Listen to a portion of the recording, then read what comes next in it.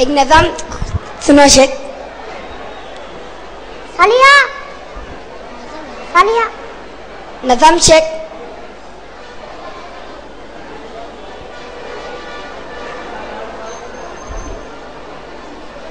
शेख कौन सा था नज़म?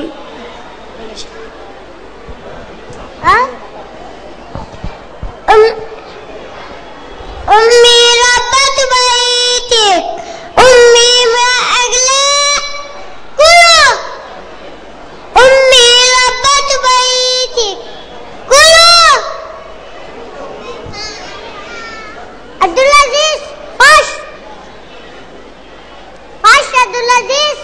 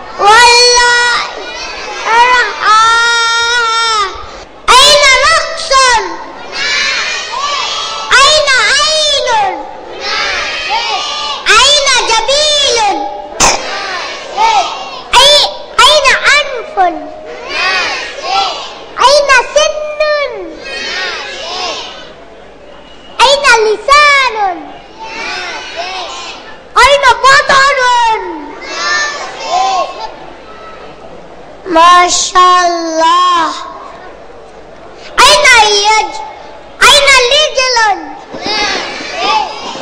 अयना यदन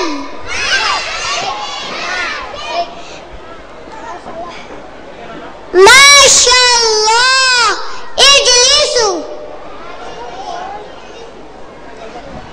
मास्सलामा। कैसा है हमारा प्रोग्राम? माशाअल्लाह आपके बच्चों को एजुकेशन का देखते हुए मैं बहुत ताज्जुब हो गया हूँ।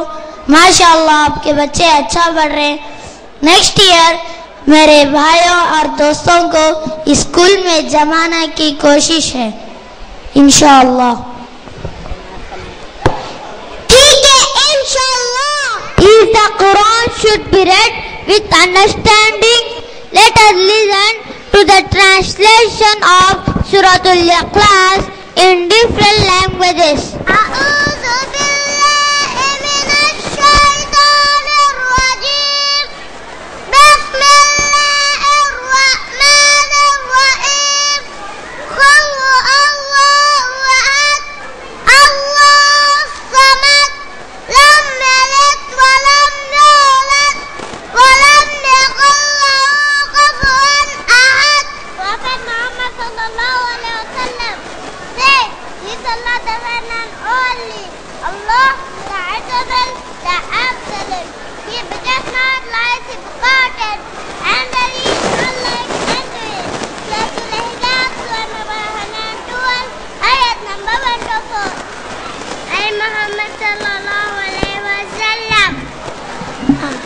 आप कह दीजिए कि वो अल्लाह एक है, अल्लाह बेनियाज है, उससे न कोई पैदा हुआ और न वो किसी से पैदा हुआ और उसका कोई हमसर नहीं।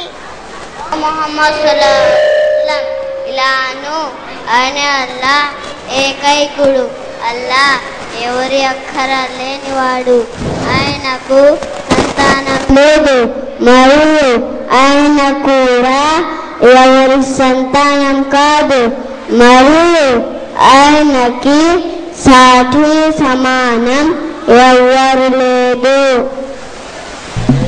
How it was, my dear audience? Wasn't it excellent? Do you love Allah? Now please welcome Junior KG buddies onto the stage with the beautiful name, I love Allah. I am Muslim, so are you, so are you. I love Allah, to you too.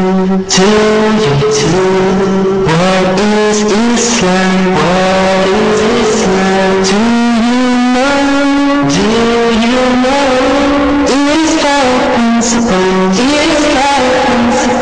Now do you know?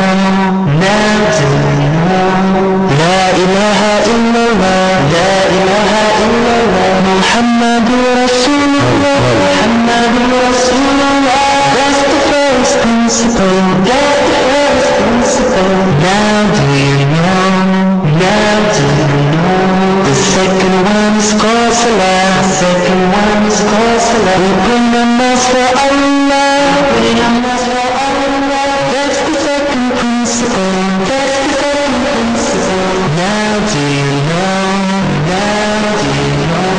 We fast in Ramadan. We strengthen our iman. That's the third principle. Now do you know? For the fourth one we give zakat. We do it for Allah. That's the fourth principle. Now do you know? We'll go forward, say inshallah. We will say ya Allah. That's the third principle.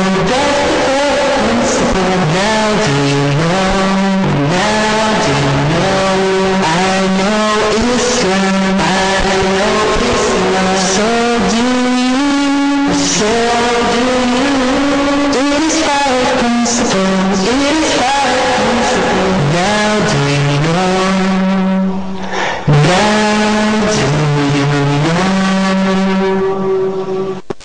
They all love Allah very much. Do you? Allah says in Surah Tin, Surah number 95, ayat number 4, لَقَدْ خَلَقْنَا الْإِنسَانَ فِي أَحْسَنِ تَقْوِيمٍ. Let us invite Brother D. Abdullah Khan to give a talk on purpose of women's creation in this world. Alhamdulillah, wassalatu wassalamu ala rasulillah, nabiyina Muhammad wa ala alihi wa ashabihi wa sallama tasliman kasira. Amma ba'd, a'udhu billahi minash shaitanir rajim. Bismillahir rahmanir rahim. وما خلقت الجن والإنس إلا ليعبدون. رب اشرح لي صدري ويسر لي أمري واحلل عقدة من لساني يفقهوا قولي. ربي زدني علما. Respected elders, my dear brothers and sisters, I welcome all of you with the Islamic greetings. Assalamu alaikum wa rahmatullahi wa barakatuh. My dear brothers and sisters, the topic which I have selected for today's talk is very important. That is purpose of women's creation in this world. But before to that, I think it is compulsory on all of us to know who is our creator, which can make very easy to understand this topic in detail, inshallah.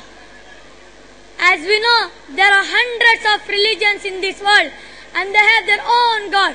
The people are creating their own gods by their own hands and worshipping them because of the ignorance.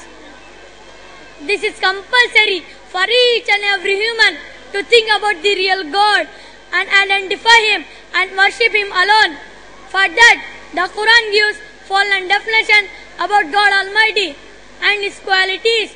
And if anyone has His qualities, then there is no doubt to declare that particular person as God. Allah says in the glorious Quran, in Surah Al-Ikhlas, Surah number 112, ayat numbers 1 to 4. The first ayat of this surah says, Qul huwa Allahu ahad, which means says Allah, one and only, Allahu samad, Allah the eternal and absolute, lam yalid wa lam yulad, He begets nor He is begotten, wa lam yakul lahu kufuwan ahad, and there is nothing like Him. This one definition clearly says Allah is pure from all kinds of needs. He feeds everyone, but not required to be fed. He does not have parents, is eternal, and no one is similar to Him in His strength and power. If anyone fits in this following definition, then he is to be called as God. And I challenge that no one can fit for this surah except God Almighty. There are so many ayahs in the glorious Quran which speaks about God Almighty. Allah says in Surah Naml, Surah number 27, ayat number 64, أَمَّنْ يَبْدَأُ الْخَلْقَ ثُمَّ يُعِيدُهُ وَمَنْ يَرْزُقُكُم مِّنَ السَّمَاءِ وَالْأَرْضِ أَإِلَٰهٌ مَّعَ اللَّهِ قُلْ هَاتُوا بُرْهَانَكُمْ إِن كُنتُمْ صَادِقِينَ. Is not He who originates creation and shall after repeat it, and who provides for you from heaven and earth? Is there any God with Allah? Say, bring your proofs if you are truthful. All these Quranic references tells about the oneness of Creator and how powerful He is, and He is the one who created this universe, and mankind is the best of His creation. Allah says in Surah Tin, Surah number 95, ayat number 4, لَقَدْ خَلَقْنَا الْإِنسَانَ فِي أَحْسَنِ تَقْوِيمٍ. Verily, we created the man in the best stature. Now let us think why the Almighty has created human being. This is a question which everyone has to think about. Let me tell you an example that if any person manufactures anything and he does not know the purpose why he has manufactured it and how it is going to benefit to the people, then the purpose of manufacturing that particular thing is waste. I recited an ayat in the beginning of my talk from Surah Az-Zariyat, Surah number 51, ayat number 56. وَمَا خَلَقْتُ الْجِنَّ وَالْإِنسَ إِلَّا لِيَعْبُدُونَ. We created jinns and the man that they may serve me. This verse clearly mentioned that the main purpose of human's creation is to worship Almighty alone. Allah says in one more place in Surah Mulk, Surah number 67 and number 14, أَلَا يَعْلَمُ مَنْ خَلَقَ وَهُوَ اللَّطِيفُ الْخَبِيرُ. Should not He who created know? And He is the most kind and courteous. By all these references, we know that the Almighty is our Creator, and the main purpose of human's creation is to worship Him alone. In this worship, Allah wants to testify who is good and who is bad. Allah says in Surah Mulk, Surah number 67,